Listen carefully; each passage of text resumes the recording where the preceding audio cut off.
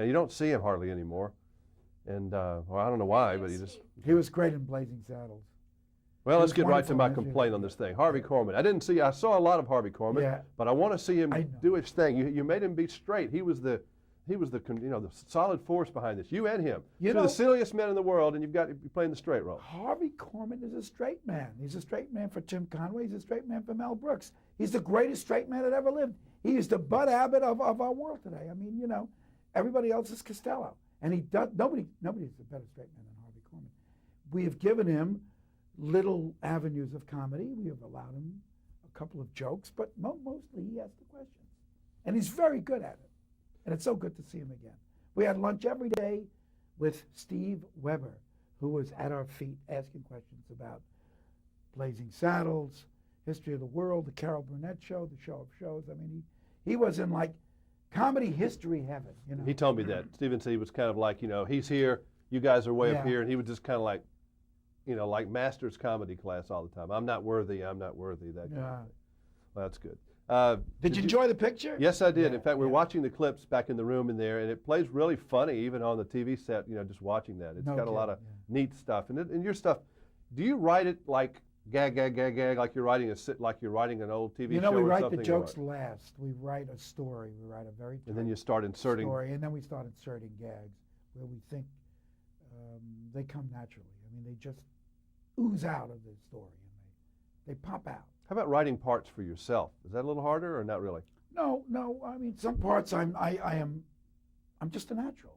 I mean, I should play anything that smells or looks like the 2,000-year-old man. See, what I thought one of the funniest things in the whole movie is when you and Leslie trade off the whatever language that you guys are playing with. We made up, and all this kind of stuff. The Linka, the Moldavian ping pong, we call it. Yeah.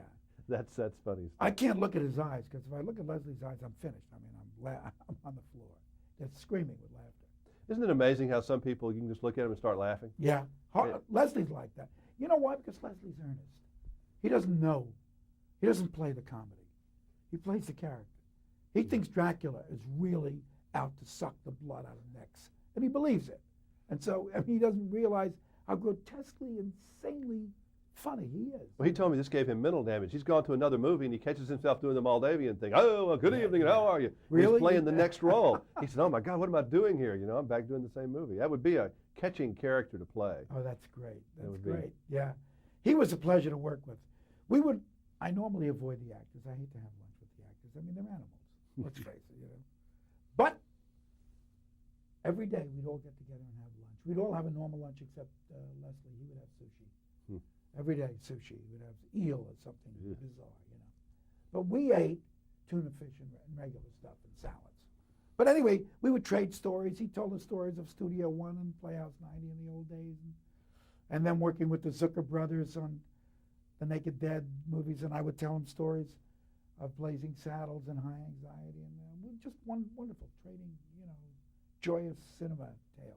When you make a movie like a Blazing Saddles, which I don't know if it's your greatest work, I might have to say it is. I mean, I still get a great deal of pleasure when I watch it semi-annually at least with my children, make them watch it too, because I like the fight scenes in the studio. I like everything. I just think it's a thing. But when you're making a in movie like that, do you know when you're doing it right, or do you not know? No, really? you feel it. It's it's like a game. Say, yeah, this is happening.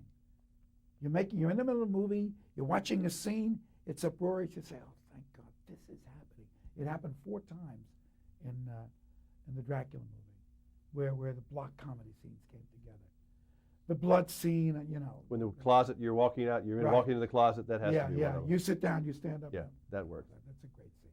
It's kind of like a nice dancing or like a fine art when it kind of, or like watching a watch, the insides of a watch work. It's always amazing. And the way Peter McNichol worked with Leslie was fantastic.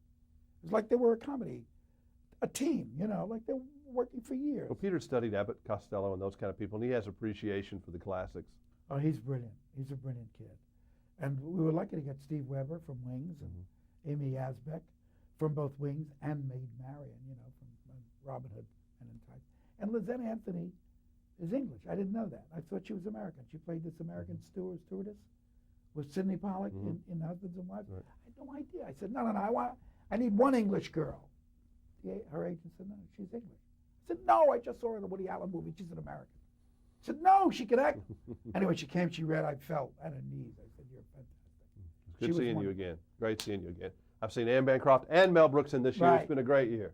Oh, thank you. So where's your area? Nashville Network is where we are.